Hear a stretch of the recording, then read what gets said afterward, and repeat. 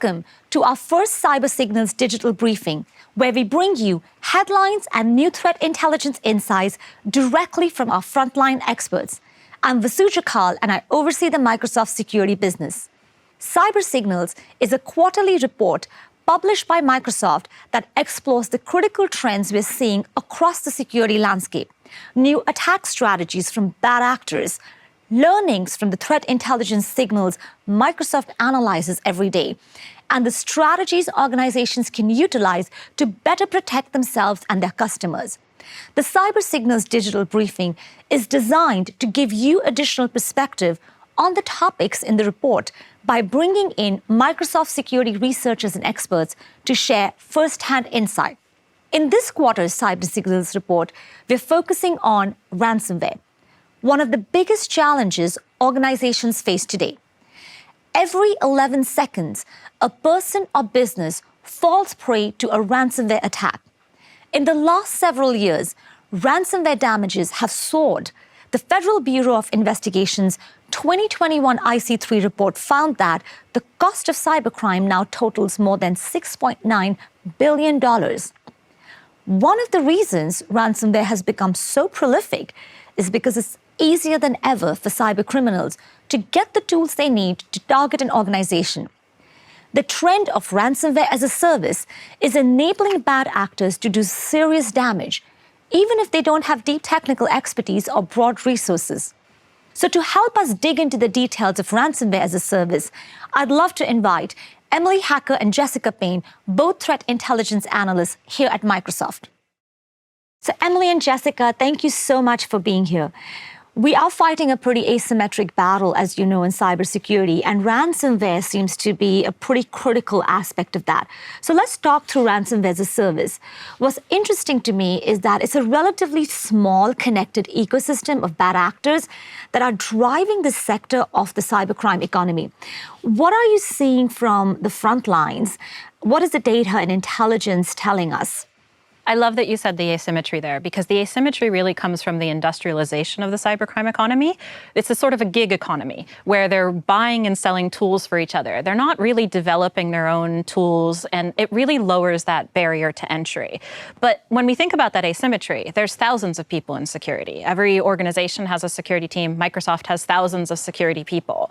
And so what we see in the Microsoft data, where we're not just relying on listening to what the cybercriminals say about themselves in their forum postings or their ransomware claims, but by looking at the end-to-end events as they happen and as the cybercriminals stage their activities, it makes us really realize that this is a preventable disaster, because these commodity industrialized tools, they all rely on the same sets of problems and networks to succeed. And with our 43 trillion signals that we have, Emily spends a lot of time in our data, and she can tell us a little bit more probably about what she's seeing there. Yeah, definitely. Our 43 trillion signals give us a lot of visibility into how these actors work in this gig economy, because we really have good visibility through the whole end-to-end, as Jessica said, of how this works, all the way from the actor at the very beginning of the chain who might be gaining entry into your network in the first place and might be putting in persistence mechanisms or moving laterally, all the way through to the handoff to the actor who might be actually deploying ransomware in your network.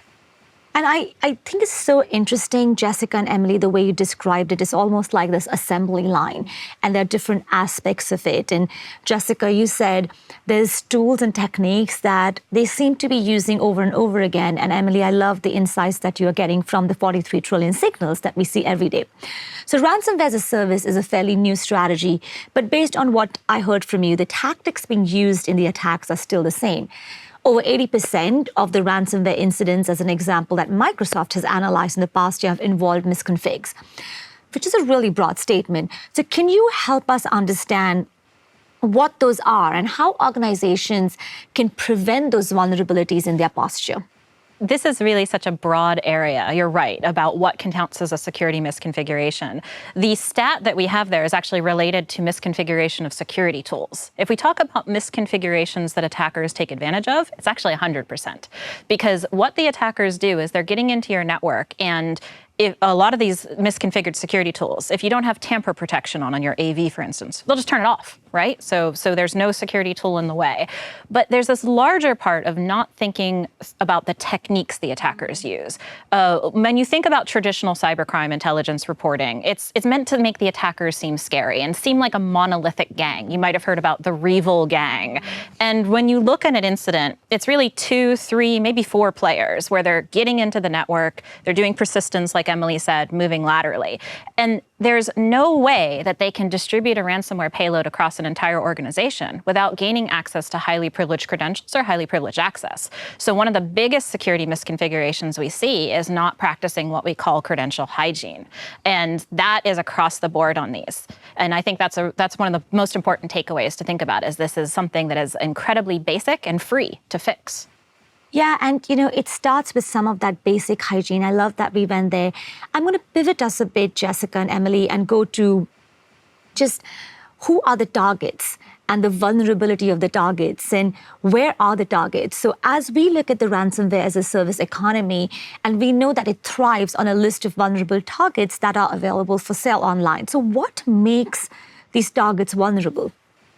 So when we think about this goes to the gig economy, and we think about, selling access to another person. There's this whole category called access brokers, and they'll gain access whether through exploiting an unpatched vulnerability, Log4j, that made the news, I'm sure everybody's heard of that one, or by sending out a piece of malware over a phishing email. And this is incredibly important because ransomware isn't targeted. Ransomware is taking advantage of existing compromises and then selling that access. And then the access is stack ranked by how much that company is worth or who wanted into it. And I mean, Emily, you've done a lot of work with email. How wide would you say is the problem with these banking Trojans that are having access? Yeah, it is extremely problematic. The interesting thing about the way that these are targeted, as Jessica mentioned, is that they're not. The thing that these actors are looking for is for anybody who's going to be falling victim to their tricks, any kind of social engineering or whatever. And at the end of the day, their goal is to get a payout. So they're not really going to be narrowing their focus on certain targets. They're going to be going for the widest swath of, targets that they can send their emails to in an attempt to get a payout at the end of the day. And it's, sorry. Yeah, no, there's actually something to add to that, which is so important to Emily's insight, is it's when you're not targeted, it's about the weakest target. And so since this is economically motivated, this isn't espionage, this isn't nation state, they will go somewhere it's easier. They're really just motivated in that money. So it's a hopeful narrative about ransomware, right? And I love that hopeful element, and I'm going to come to that in just a moment. But I also love what you both said, and what you said, Jessica, in particular, on the weakest target, because we're always looking for what is that weakest link in the chain, and then how do you address that? And attackers are looking for the weakest link in the chain. And Emily, using your example that you've shared with me before on assembly line and paying attention to every single link in that assembly line, it is as important to focus on the pre-ransom activities. That could be a really weak link. And I know you look at that a lot. So can you just share with us some insights on that and why it's important to look at pre-ransom and not just like for big name payloads like Conti? Yeah, definitely. Ransomware can be the worst case scenario for many organizations because it can involve, loss of access to resources and stolen data. But if you're only looking for that ransomware payload, you might be too late to prevent both of those outcomes, as well as any other associated damages that might come with it, such as file backup deletion. And on top of that, the attackers who gained entry into your network in the first place could still be there because of this kind of gig economy. So it's really critical to look for any activity that might have occurred during that pre-ransom phase of the attack, such as maybe any kind of scheduled tasks, attacker-created accounts that the attacker could use to come back. Because if they do still have that level of access, they absolutely will come back. And on top of that, it's really important to understand any kind of impact that might have occurred during the pre-ransom phase of an attack, even if the ransomware payload itself was never executed and your files were never encrypted, because there can be such outcomes as credential theft, email theft, or data exfiltration, and those can have ramifications well outside of that original incident. Well, I'm glad you're looking at that, Emily, and you're watching it every single day, so thank you for that. I'm going to go back to what, Jessica, you were talking about, and you mentioned it several times, that ultimately cybersecurity is about hope. And I love that because I think as defenders, it is our responsibility and duty to stay ahead of this asymmetric battle. So what are a few specific things that organizations can do today to protect themselves from being victims of ransomware? Yeah, I think this is fantastic because this is also where we talk about things that we've defined at Microsoft like zero trust, right? The definition of zero trust for ransomware extends a little bit further, embracing things like what we have in the Defender suite for attack surface reduction rules. Those will help you prevent the email, even if somebody clicks on that email, from doing anything, right? And so it's about, preventing the initial access vector, preventing the email from working, making sure you understand your perimeter using something like Microsoft Defender for Threat Intelligence Attack Surface Management, understanding where the vulnerabilities in your network are, and then thinking about that credential exposure and segmentation. Those are the things that will make the most impact. And it's really interesting. I work with a bunch of our customers on actually hardening their networks to prevent ransomware. And there's some that I visited as early as 2014 that took some of these basics and put them into play. And they've never had a significant lateral movement data exfiltration event because, back to Emily's point, if you think just about the ransomware, if you're just preventing the encryption, there's this new set of cybercrime coming out, which is just entirely extortion-based. You'll hear a little bit more about that later with LAPSUS. But when you think about it as preventing the code execution, preventing them from getting the credentials, that's where you're starting to prevent the exfiltration as well. And so focusing on these things is going to get you ahead of that asymmetric battle by focusing on what's coming next with its high return on investment against the traditional ransomware threat as well. Well, that's fantastic. I am so glad that you both are on the front lines. So thank you for being defenders. Thank you for serving our community. It is our mission to build a safer world for all, and I wouldn't want better humans than you both with me on this journey. So thank you again for this incredible insight and for joining us today. While ransomware attacks are becoming more prevalent and more concerning, some threat actors are evolving their strategies beyond ransomware, extorting organizations in multifaceted attacks. One of the threat actors who's been active in extortion attacks is LAPSUS. Now, what's interesting is that they don't have any unique technical capabilities, but the group is very cloud aware, and they're not alone.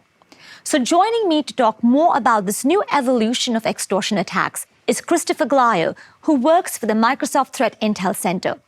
Hi, Glyer, and thank you for joining me today. Hey, Basu, how you doing? So I would love to start with Glyer on what does it mean when the group says they are cloud aware or it is cloud aware. What are they doing and why is that different from what we've seen in the past? And I think that with LAPSUS, we track in Mystic as Dev 537. Part of how they were different is they showed, their ability to understand, modern environments and business relationships and how, corporations have both on-prem and cloud. And in the cloud, for example, they would target the global admins of an environment. They may SIM swap that particular global admin to gain access to the privileges, install a mail transport rule to monitor all inbound and outbound communications to the organization. And they were very aware of what and how organizations operate. They would look for credentials in shared GitHub repositories or secrets, and then use those later in the attack lifecycle. So interesting, Glyer. And one other thing that you've shared with me before is another strategy we're seeing from LAPSUS is these real diversion tactics. So what can you tell us about these diversion tactics and how they're being used today as ploys? Sure. So, when you're an extortion operator, one of the challenges you can have in terms of getting organizations to take you seriously is they may not realize what level of privileges you have or what data you've taken, and they may ignore you when you reach out. So we assess that LAPSUS, part of the reason why they would take destructive actions in both on-prem and in cloud environments would be to really kind of as a wake-up call to the organization to take them seriously, but also kind of create a crisis and make them more likely to react and hopefully, pay the ransom or whatever their demands were. It's fascinating. And when you look at LAPSUS overall, I know you track them pretty closely. What do you think makes them so successful in their strategies? And what should really security analysts and security teams be watching out for? So I think there are a couple of key components that really made them stand out from other groups. First, they didn't really use a lot of malware, but they were incredibly successful. They did that by purchasing credentials on criminal underground forums to individual user accounts. They recognized and understood the complexity in modern business environments that they have between with suppliers. So let's say a help desk organization or an IT outsourcer, and the identities that those organizations will often have access to upstream organizations that may be their eventual target. So kind of hopscotching their way between organizations to get to some end aim, combining it, like I mentioned, with social engineering with native English speakers, SIM swapping, and those kinds of things made them incredibly successful, all without developing things like their own backdoors or customized malware. They were very successful at compromising a number of different organizations. It reminds me, Goliath, that you've got to be able to look at that end-to-end visibility of an attack. You've got to figure out what the weak link in the chains are. And earlier with Emily and Jessica, we were talking about, this assembly line metaphor for ransomware as a service and how that is really being more and more factored in. So as you think about that entirety of the picture, and from a security hygiene, what should organizations be embracing and what should they be doing? So I think for organizations like LAPSUS, because they were so identity focused, obviously things like credential hygiene are critically important. So making it so that your user accounts can't be phished. And so that's either with phishing resistance mechanisms, like let's say FIDO compliant, like a YubiKey, or Microsoft Authenticator with the number pop up, things that would make it so that the user actually can't be phished. And then complement that with things like attack surface reduction rules, so that if they are part of a phishing attack, that they're less likely to actually have malware installed in their system through a variety of the rules that are available. I love that, Glaya, and I love how sometimes the very foundational elements and the very basic blocks of security hygiene, like multi-factor authentication, can go a long way. So a real call out to our community here. And also when you talk about attack surface reduction and looking at the rules that we need to apply there, zero trust strategies, which I know we are big proponents of and really matters. So thank you for all those awesome tips. And thank you again for staying on the front lines and for serving our customers and our communities. Super grateful to you. Thank you, Basu. There's no question that the attackers we face today are highly resourceful and motivated. But the more we know and the more we share about their tactics and behavior, the more effective we will be as a community in safeguarding people and data. So I hope you'll join us regularly for Cyber Signals Briefing, and make sure you check out the Microsoft Security Resources page for the full report, as well as other helpful information and strategies for securing your organization. Thank you for joining us today and for all you do to make the world a safer place for all.